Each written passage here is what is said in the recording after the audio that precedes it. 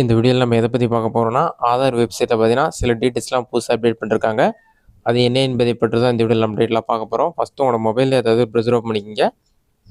அதில் கூகுள் சர்ச்சில் போயிட்டு மை ஆதார்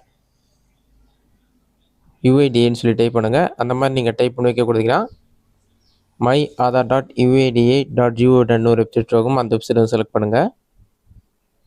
வெப்சைட் ஓப்பன் பண்ண பிறகு உங்களுக்கு இந்த மாதிரி தான் ஷோ ஆகும். இதுலேயே நிறைய ஆப்ஷன் கொடுத்துருப்பாங்க. நீங்கள் வந்து லாகின் பண்ணிக்கிங்க. லாகின் கொடுத்தீங்கன்னா ஆதார் நம்பர் இருக்கும், என்டர் ஆதார் நம்பர் இருக்கும். உங்கள் ஆதார் கார்டு நம்பர் என்டர் பண்ணிட்டு கேப்ச்சா இருக்கும், அதை பார்த்து டைப் பண்ணுங்கள். கேப்ச்சா டைப் பண்ணிட்டு லாகின் வித் ஓடிபி ஆப்ஷன் வந்து கிளிக் பண்ணுங்கள்.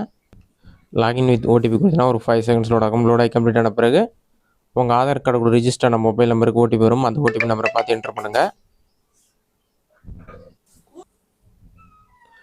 வெப்சைட் ஓப்பன் ஆன பிறகு உங்களுக்கு இந்த மாதிரி தான் ஷோ ஆகும். இதில் பார்த்தீங்கன்னா சர்வீசஸ் சொல்லி ஒரு ஆப்ஷனும் மை ஆன்லைன் ரெக்வஸ்ட் அப்கிரேட்னு ஒரு ஆப்ஷன் இருக்கும்.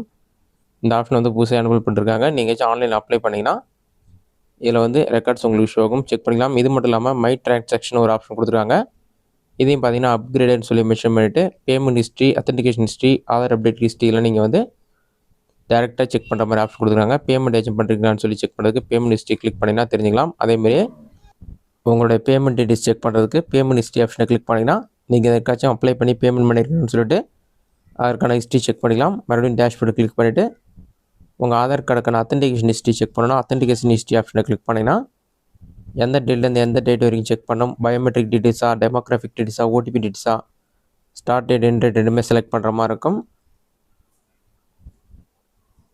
செலக்ட் பண்ணிவிட்டு ஃபெச் அத்தன்டிகேஷன் ஹிஸ்ட்ரின்னு கொடுத்தீங்கன்னா எந்தெந்த டேட்டில் உங்களுக்கு ஓடிபி வெரிஃபை ஆயிருக்குன்னு சொல்லிட்டு அந்த டீட்டெயில்ஸில் நீங்கள் செக் பண்ணிக்கலாம். எந்த வெப்சைட்டில் யூஸ் ஆயிருக்குன்னு சொல்லிட்டு செக் பண்ணிக்கலாம்.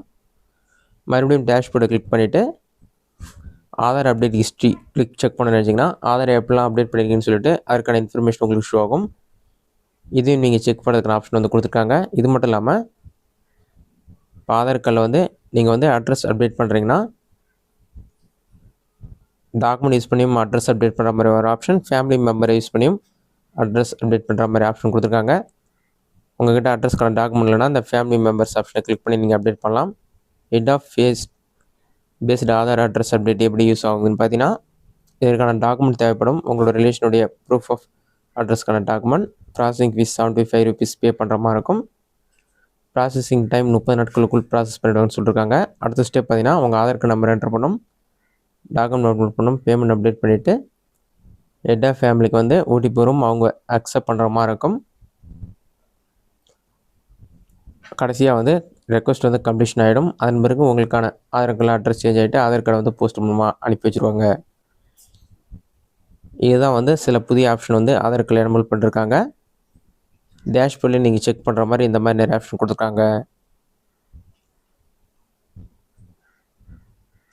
ஹெட் ஆஃப் ஃபேமிலி பேஸ் பண்ணி ரெக்வஸ்ட் கொடுக்குறதுக்கு அட்ரஸ் ஷேரிங் ரெக்வஸ்ட்னு இருக்குது. அதில் போய்ட்டு எஸ்ஆர் நம்ம என்டர் பண்ணி அவங்களும் இந்த வெப்சைட்லேயே அக்செப்ட் பண்ணுற மாதிரி ஆப்ஷன் கொடுத்துருக்காங்க. இதுதான் வந்து ஆதார் கார்டில் எனபிள் பண்ணியிருக்க புதிய ஆப்ஷன். இந்த வீடியோ உங்களுக்கு யூஸ் ஆகும் நினைக்கிறேன். இந்த வீடியோ பிடிச்சிருந்தா லைக் பண்ணுங்கள். வேறு கமெண்ட் பாக்ஸில் கமெண்ட் பண்ணுங்கள்.